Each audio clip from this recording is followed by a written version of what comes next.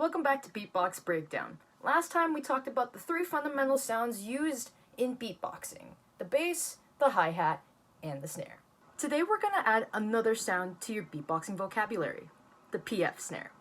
Didn't you teach us the snare last time? What's wrong with that one? Nothing. Nothing is wrong with it. Oh. Okay.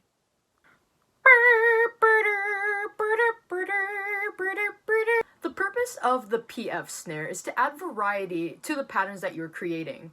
Now, what's cool about it is that it's got this depth that we don't normally get out of the outward K snare, which we covered last time. Versus, with the PF snare, we're essentially creating two sounds at once. Wow. Buy one, get the second one full price. Wait, what? Now, in order to create the PF snare, we have to consider two consonant sounds used to create the specific snare: the plosive P sound and the fricative F sound. Gesundheit. Now, the plosive P is similar to the B sounds that we created last time while figuring out our ideal bass sound. B. You're probably wondering, what do we mean by plosive? First of all, the term plosive refers to the act of us briefly stopping the airflow by quickly touching our lips together. So either ba, ba, ba, ba. This act of me touching my lips together and releasing it quickly. So we've got the ba, ba. And then we also have the pa, pa.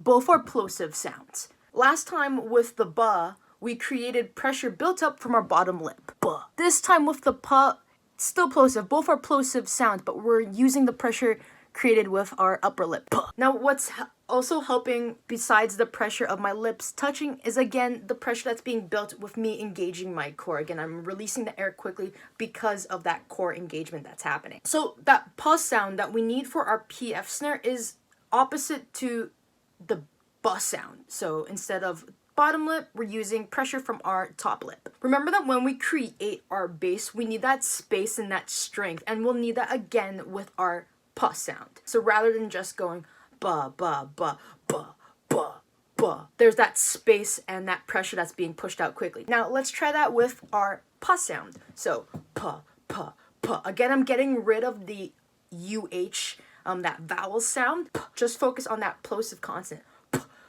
See the difference? What happens when I'm just saying it flat, like pa, pa, pa, pa, pa. There's no energy, there's no strength there. So let's add that space that we added for our ba sound. Pa, pa, pa, pa. And there's your pa sound that you use. Now let's move on to the fricative F. So a fricative consonant is a sound created when you force air out through a small space. In this case, it's an F sound. You can see the corners of my lips sort of purse forward when I put the pressure of the F. The fricative consonant is that friction that's being created when I open my mouth even just a slight little bit, just barely, and I push that air out.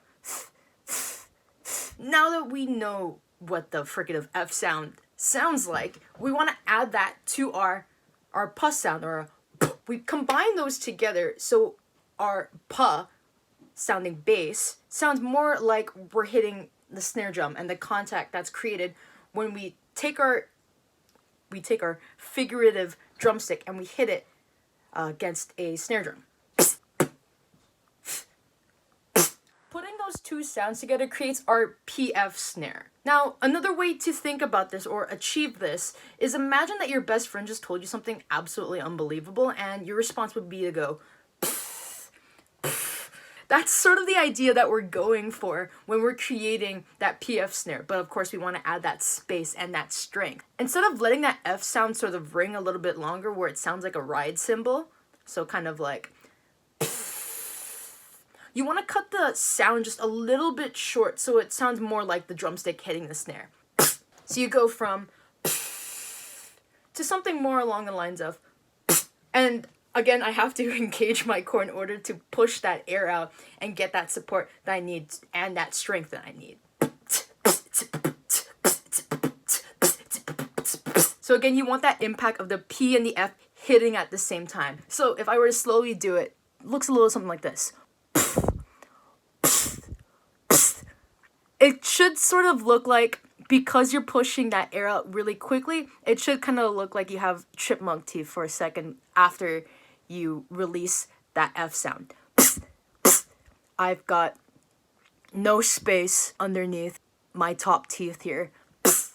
All the action is happening at the top lip rather than in my bottom. Let's try out our PF snare. Ready? 3, 2, 1.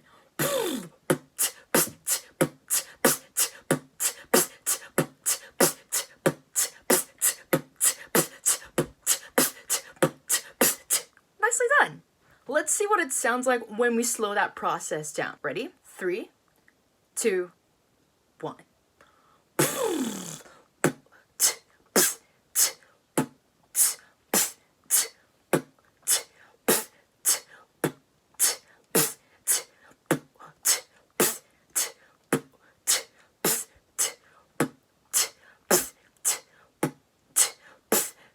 It's always a good idea to practice with a metronome when you're trying these sounds out for yourself. The PF snare can be a little bit tricky to start off with, so you can practice along with that previous beat pattern with me, or you can also practice along with a metronome in the background. You can use either method of practicing with a metronome or with that previous beat pattern that we just did together to sort of figure out that placement for that PF sound so you get that strength and that impact that you need. So there's nothing wrong with using an outward case snare, though it's good to have variety and have the ability to pull out the PF snare out of your toolbox in case you want to add a little bit more depth in some of the beats that you're doing.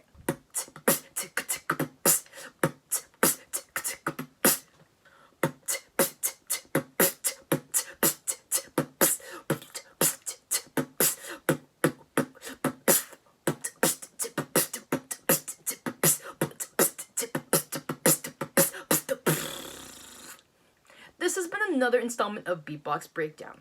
If you enjoyed that, then please share this with your friends and do leave me any questions or feedback that you may have for me down below. Bye!